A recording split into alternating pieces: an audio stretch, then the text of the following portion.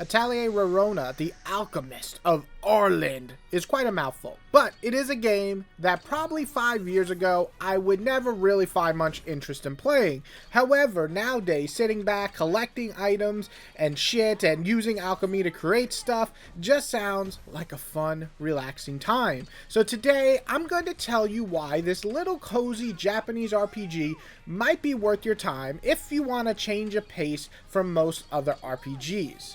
So what's the plot, you ask? Well, that's what most people buy RPGs for, at least for me. That's what I mostly buy them for. And its stars are young and up-and-coming alchemist, Rorona, as she begins training by a weird, pervy woman named Astrid. Now listen, if I'm gonna call pervs out in other RPGs and just video games in general, don't think I won't call out Astrid just because she got like big ass titties and a wicked but cute smile. Nah, this woman is a fucking weirdo, and we're gonna get into why. Because she says really weird shit to Rorona, including commenting on her body. That makes the ick factor grow inside me every goddamn moment. It's goddamn disgusting.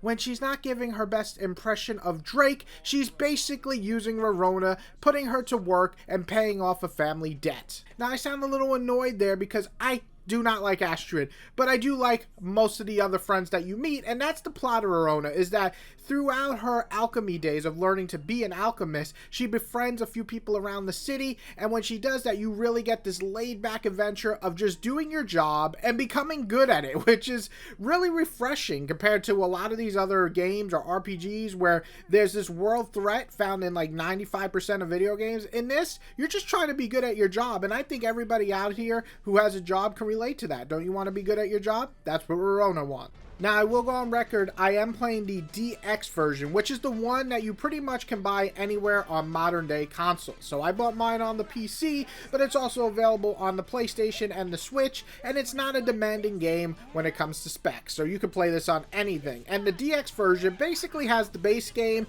all the added stuff they put into the game over the years, plus quality of life improvements. Okay, so what do I like about Rorona that I'm sitting here playing as a girl being hit on by a female Master Roshi? Well, it's simple. It's because it is simple. Your main goal in this game is split between two things, and your whole idea is that you're proving to be an alchemist, and in doing so, you're given 3 months at a time to basically complete these tasks. And most of the time it's easy. You're gathering a certain item or a few items or item types and you hand them in. Sometimes you have to hunt monsters. Either way, the entire gameplay loop is handing in items that you create. You really can't fail because it's generally really easy to get the needed stars to pass the exams. Now, to get the better version of those stars, usually you have to do upgrade versions or better quality of the items you create, which is where the alchemy play comes in even more. And I'll go into more details why this might be a good or a bad thing and why it works on both sides, but let's also talk about the other side of the gameplay. See, besides just collecting and creating items, you're fighting monsters. This is simply a turn-based battle system. You've seen it in a million RPGs, and with Rorona as the lead character, she can craft things like bombs and use them as weapons, which will be her main source of attack since her regular attacks are weak as shit. But outside of Rorona, you do have two other characters you can use in battle. Now, you do meet quite a few that you can pick from, but what I like to choose, my two favorite, is her bestie friend, Cordelia. Absolutely adorable, and she becomes more and more interesting as you get to know her. She starts off kind of bitchy, but she does become fun. And of course, the mysterious Sturk with his big fucking sword. Yeah, you always have to have a big sword wielder because, you know, they got a big sword, they got a big dick. You know what I'm saying? Anyway, you all have special attacks with these characters. They all have a unique weapon, so each character feels different, and you might want to switch in and out with different characters. So I really liked that you have kind of this pick and choose who you want to bring on your adventure with you. Oh, and that is the entire crux of the game. That's the whole entire gameplay loop. You go to an area, you collect items, you make stuff, and you fight monsters. It's simple. It's easy, yet somehow I never really got bored. I think because there's a time limit, so it makes you focus on the missions ahead, something that is debatable in the community as a pro or not. For me, I never felt pressured enough where I was worried I wouldn't make it through the months to finish the task, but at the same time, there's just enough pressure to keep me forward, like keep going, my momentum pushing me to finish that quest. So I actually quite like the time limit, but it's not for everyone, and I actually took that out in future titles. Even more so though, I like the cast of characters. Besides Rorona, who is a very fun lead, she might be a bit of I can't really say the word on here anymore, otherwise I'll get demonetized. So let's just go with Airhead. She kind of lacks the common sense sometimes that most people in this world should have, but you know what? Most people don't have, unfortunately.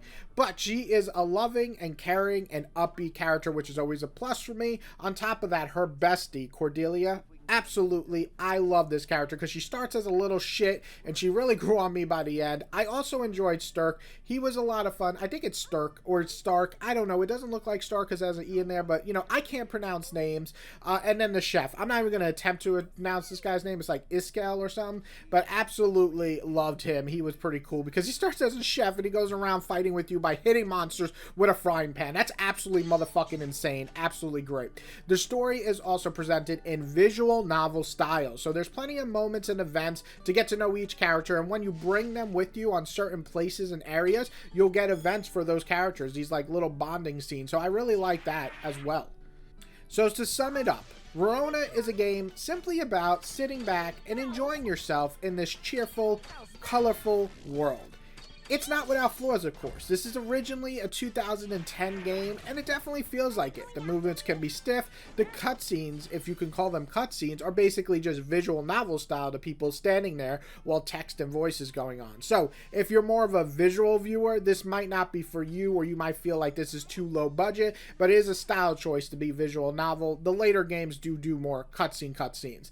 There are also multiple endings, which means multiple times you'll have to play this game to beat it, which could be a good or bad thing. For me, I'm not going to replay these games over and over again because I got to go through the entire series, but I definitely can see that as a pro or a con. And I also hear a lot of people didn't particularly enjoy the gameplay in this one. While it's the oldest in the series for kind of this start of the series in the PS3 era, I thought that it was pretty fun. I wasn't great, but I thought it was pretty fun. Now, my biggest pet peeves or criticism of the game are the levels. They feel really small and kind of samey halfway through the game. The areas that you visit to collect stuff, none of them really feel that amazing. I didn't love most of the areas. I think later installments definitely improve on this. On top of that, the assignments are super easy to complete. I usually had them done within the first month or less on the 3-month period. But to get the more advanced ranking stars to make the high-end quality material, I have to say I was liking that challenge until the second half of this game, and then it became a motherfucking chore, and it was not fun, and sometimes you had to reload multiple saves to not fail an alchemy just to make it in time. All of that, just that I was not a fan of. I'm going to be honest. That kind of fucking pissed me off. But saying that, if you want something different, more slice of life, more visual novel editing, collecting shit, making shit, the type of game like this is unique that I can't say I really played much like it before. It's not perfect by any means, but it is a perfect game for a short time of 12 to 15 hours for the main game, and sometimes we need RPGs to be a little shorter, especially ones where they're going to have you replay things to get different endings. So, is Rorona the best RPG I ever played? Well, absolutely not, no. But it is a fun as hell, cozy adventure where you collect shit and you make shit. That should be the fucking title for all these games. Collect shit and make shit. So I think it's definitely worth playing. I think it's something unique and different, and if you want to start with this game, as much as I say that it did age in some ways, it's very much playable and really a perfect handheld game. I played most of this right on my Ally or Steam Deck, should work hopefully, or Switch, whatever you want to play it on. It works great as a handheld title. I really hope you like this. I really want to do reviews, or I guess you could call these more just overviews of if I like or dislike games from this series. So if you do like this, please hit the like button and let me know below if you want to see me do the entire series, because I do have the entire series on the PC and I'm going through them a little bit slowly, but I am going through them so I can do reviews for each one that I actually play and beat.